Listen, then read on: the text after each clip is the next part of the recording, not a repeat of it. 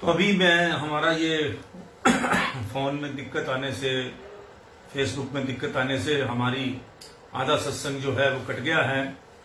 तो अनंत सिंह आपको जो है आगे का सत्संग जो है सत्य वचन होने के बाद अब आगे का जो है सत्संग सुनाएगा। ये कहानी है।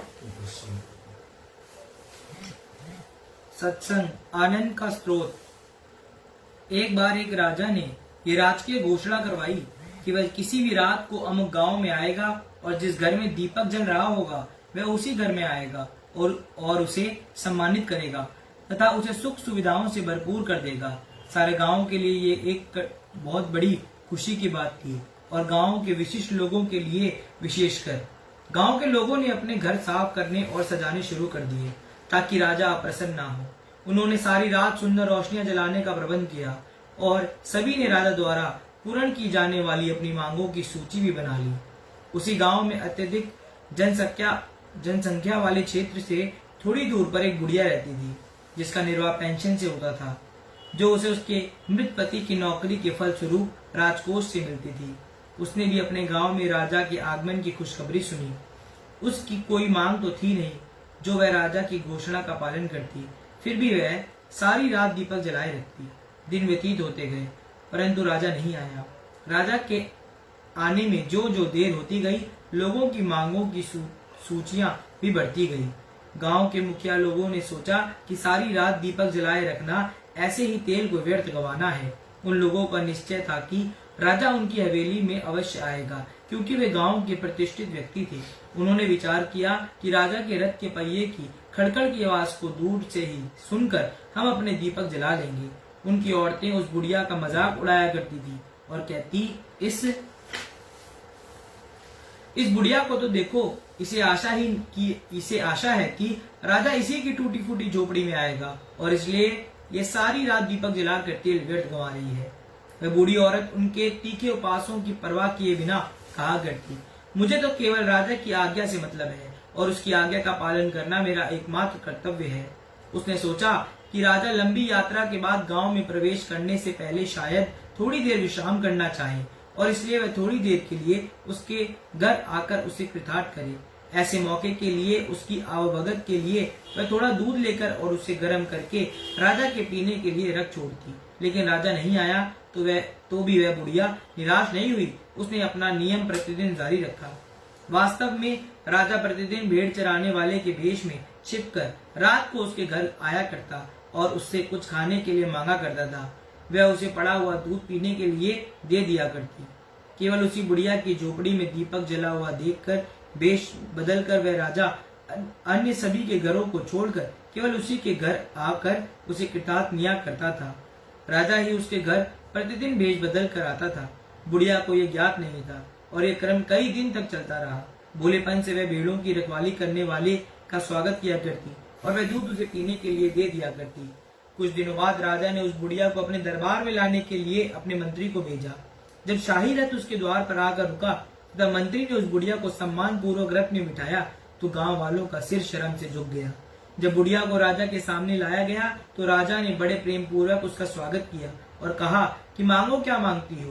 बुढ़िया ने बड़ी ही प्रसन्नता पूर्वक कहा, राजन, मुझे तो पहले ही पेंशन के रूप में राजकोष से पर्याप्त धन मिल रहा है और जो मेरे निर्वाह के लिए बहुत है। मुझे और कुछ नहीं चाहिए। मैं स्वयं को बहुत भाग्यशाली समझती हूँ क्योंकि आप जैसे महान राजा मेरे साथ बड़े सम्मान से बातचीत कर रहे हैं। राजा बहुत प्रसन्न हुआ और उसने उसकी पेंशन की रकम बढ़ा दी तथा शेष आयु रहने के लिए सुख सुविधाओं से संपन्न एक बंगला उसे दे दिया।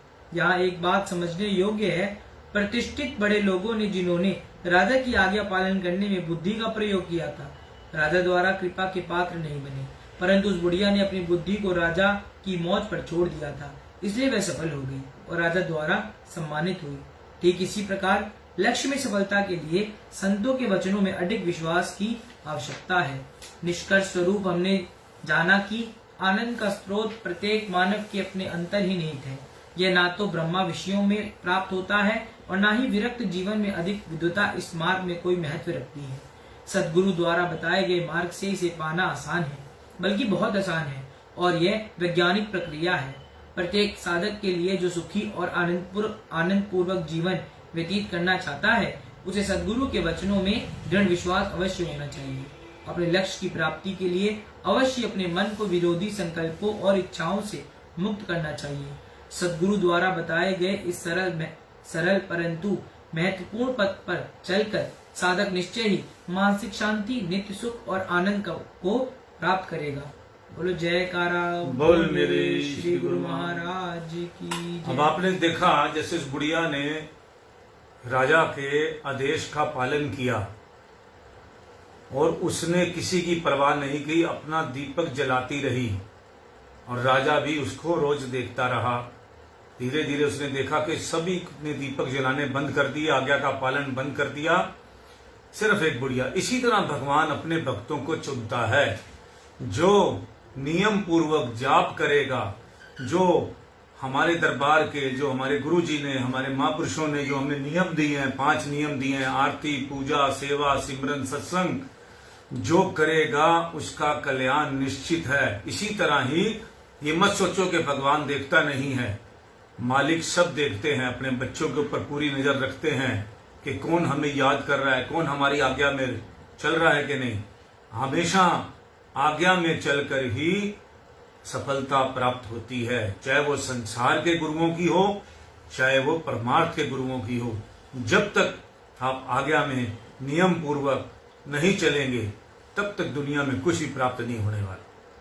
बोलो जयकारा बोल मेरे श्री गुरु महाराज। अभी परमहंस महाराज जी के आनंद सिंह आपको प्रवचन सुनाएगा, बहुत ही ध्यानपूर्वक सुनिएगा। प्रवचन। दूध और पानी सुगमता से आपस में मिले जाते हैं, परंतु दूध का दही जमाकर उसे मथ कर माखन निकाला जाए और फिर उस माखन को पानी में डाले तो माखन पानी में नहीं मिलता, अपितु उसके ऊपर तैरने लगता है। इसी प्रकार भक्ति और माया दूध और पानी के समान है, कभी मन भक्ति की ओर जाता है तो कभी माया की ओर। जब सद्गुरु द्वारा बताए गए निरंतर अभ्यास से मन को संसारी विषयों से हटाकर मालिक के शब्द से जोड़ दिया जाए और सुरती को उसी में लीन कर दिया जाए तो फिर चाहे घर में रहे अथवा जंगल में, मन फिर माखन की तरह माया से अलग रहता है। जब आप भक्ति के रास्ते पर चल पड़े हैं तो निश्चित है मंजिल मिलेगी। इसी तरह जब आप ये नहीं सोचते, जब दूध जो होता है, जब इंसान एक नॉर्मल इंसान होता है तो उसके ऊपर कोई भी रंग चढ़ जाता है, वो पानी में मिल जाता है। उसी तरह जब वो मक्खन बन जाएगा, दूध को दही जमी, दही से मक्खन, तो भक्ति की भी एक ये सीढ़ी है। जब मक्खन बन जाएंगे तो आप पानी के साथ मिक्स नहीं हो पाएंगे। उसके बाद और भक्ति करेंगे तो आप जो हैं उसको गर्म होगा, दूध जैसे मक्खन को गर्म करते हैं उसमें और भी कुछ कमियां हैं वो भी निकल जाएंगे। उसके बाद घी बन जाएगा और घी जो है कभी मिक्स नहीं हो सकता। दूध पानी के अंदर किसी चीज में मिक्स नहीं होगा, वो तैरता ही रहेगा, हमेशा सर्वोच्च रहेगा। इसी तरह भक्ति का रास्ता है, जब तक दूध हैं आप तब तक पानी में, माया में मिक्स हो सकते हैं। और जब आप भक्ति कर करके अपने आप को किसी लेवल पे बना लेंगे, उसके बाद आपका धीरे धीरे प्रभु के चरणों में आपका ध्यान लगने लग जाएगा और इसी तरह आप आगे बढ़ते जाएंगे और अपना जो हमारा मकसद है, अपना परमात्मा से मिलने का, वो पूरा हो जाएगा। एक और आपको प्रवचन। परमात्मा अलग, अगोचर और अनामी है, इसलिए उसका ना कोई रूप है ना नाम। जिस वस्तु का ना कोई नाम हो और ना रूप, वह इंद्रियों से नहीं जानी जा सकती। जितनी भी नाम तथा रूप वाली वस्तुएं हैं वे सब माया की ही हैं, माया का ही रूप है। माया स्थूल रूप बनाकर चमक दमक के साथ सबके सामने आती है। चित्रों में बनी हुई वस्तुएं बिल्कुल सत्य दिखाई देती हैं, परंतु यदि उनके कोई प्राप्त करना चाहे तो वह प्राप्त नहीं कर सकेगा।